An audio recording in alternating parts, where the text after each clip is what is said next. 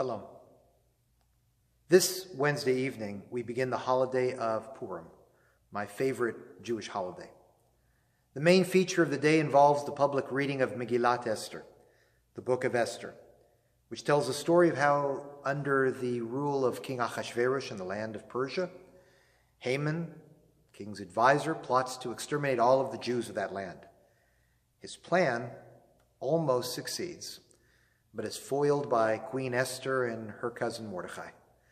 They ultimately save the Jews of Persia from destruction, and the Jews celebrate. It is the classic Jewish theme. They tried to kill us, we survived, let's eat.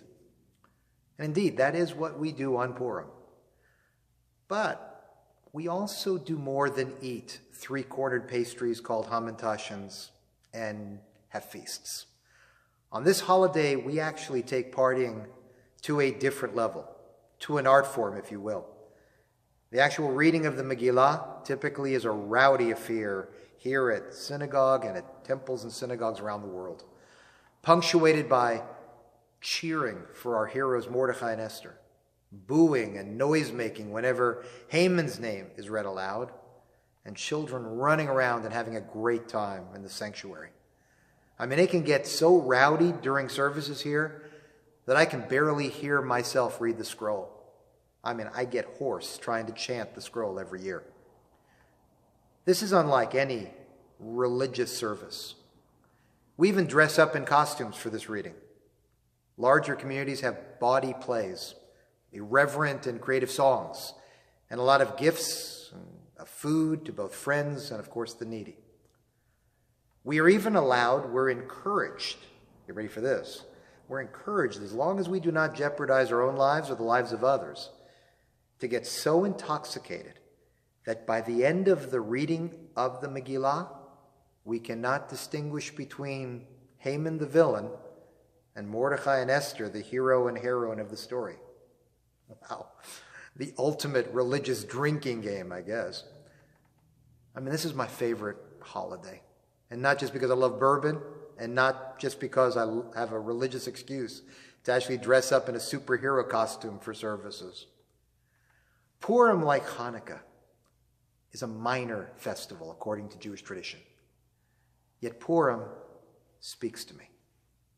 It speaks to me more than any other holiday because it teaches me about affirming life. What do you do when you witness evil firsthand? What do you do when you survive a dangerous predicament? Purim tells us to affirm life, to celebrate life. You saw evil up close, you live to tell about it, rejoice. You conquer tears, you conquer your fears with laughter and celebration. The Sufi poet Rumi would appreciate this holiday. He taught his disciples to meet fears and sorrows at the door and invite them in. The story of Esther is the story of the attempted genocide of our people. And yet, unlike most commemorations, Purim's response is not somber, it's not mournful, it's not even meditative. It is one big celebration that declares we will never be afraid, we will embrace life. Think about it. The Jewish people, if you read the Megillah, are saved by a series of incredible coincidences and luck. And instead of muted reflection, we party hard. Haman, the consummate villain, Haman, the ultimate anti-Semite who wanted to murder us, is treated as a joke. That's how we roll on Purim.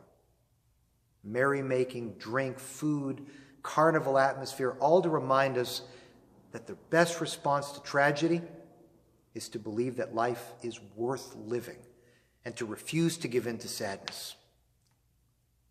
My friends, unfortunately, we see violence, hatred, and atrocities being committed throughout the world. And yes, we must commemorate tragedies. We must always, always push back. Push back against the forces of evil and those who wish to bring us harm. And especially in this day and age, we must be vigilant. But Purim teaches us that throughout it all, we must never change our way of life because of fear. We must never give in to terror by forgetting how wonderfully joyous life can be. Refuse to be intimidated or forced to give up the essence of life. And that essence is to choose life, choose happiness. Purim teaches us a profound lesson. Learning to celebrate life is the best spiritual weapon we have to fight against those who oppress. They try to terrorize us. They wish to inflict indignities and horrors on us. We cherish life. We will laugh. We will defeat them. Purim is the holiday more than any other that teaches us that is the proper way to see the world. Life is beautiful. Life is always worth celebrating. I wish you a Chag Purim Sameach, a happy and joyous Purim.